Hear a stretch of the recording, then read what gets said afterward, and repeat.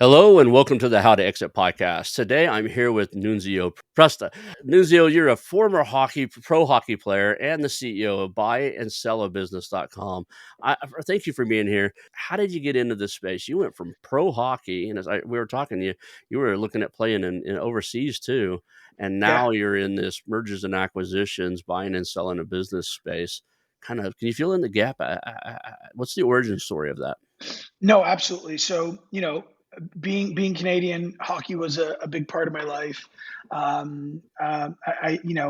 competed at some of the highest levels in the world, but unfortunately, my career came to an end. One of the questions I had to ask myself, which I still ask myself today, whether it's on certain business projects or features or anything in life, pretty much, is whether I should, try harder or walk away. And I had to make that decision to walk away from a game I really loved.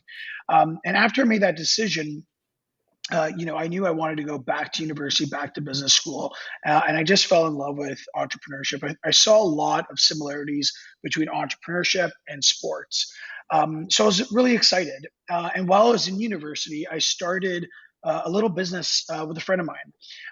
We grew it to a pretty a pretty good position, but then we started to reflect, and we used to tell each other that, listen, we don't have the resources or the passion or the expertise to really grow this business further along. So we started looking for ways to try and sell this business, and this would have been in 2010, I believe, or 2011.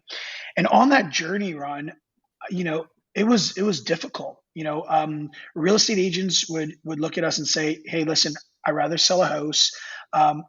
Business brokers would say you're way too small. They want something a lot bigger. And then at that time, just promoting the sale online, there was just no good positive user experience. It was all these directories, and where I would be promoting the sale of my business while someone else is promoting the sale of a dog or a bike or a fridge, and the user experience just wasn't there. So I started digging into this world a little bit more. A lot of people were starting to move away from that 9 to 5 and entertain being their own boss. So that was interesting. And then also foreign investors interested in existing North American businesses, and then the increase in popularity around franchising that was happening a lot as well. Almost a decade ago. So I said to myself, "This is interesting." And like a typical entrepreneur, I said, "Well, if nothing's out there, I'm going to jump in and I'm going to create something special. I'm going to create something seamless, resourceful, and supportive." How does an acquisition entrepreneur like myself have enough information to know what to offer or to make that offer? Yeah. So the listing itself, the seller provides, the financials, the overview of the business itself. But generally, the way we're approaching this right now is where the seller's providing as much information as they want to before any sort of NDA is signed. But once that initial offer is sent, then that's when the buyer and seller is going to receive additional information to actually go through a letter of intent and due diligence. So most of the meat of the deal won't be uncovered until there's I guess an informal, non-binding offer that's agreed to.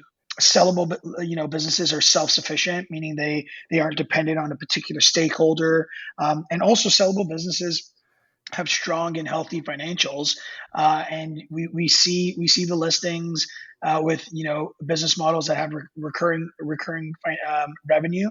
We see bonus points go to them, or premiums at least go to those as well. So I think in general, to market a listing on our platform, it really needs to be sellable. It needs to be organized, and you have to be prepared to sell that. One thing sellers need to appreciate is that the buyer isn't always buying the business for today; they're buying it for future opportunities. So it's super important to be crystal clear on the financial projections and other opportunities within the market. And there's a lot of discussion and documents around that.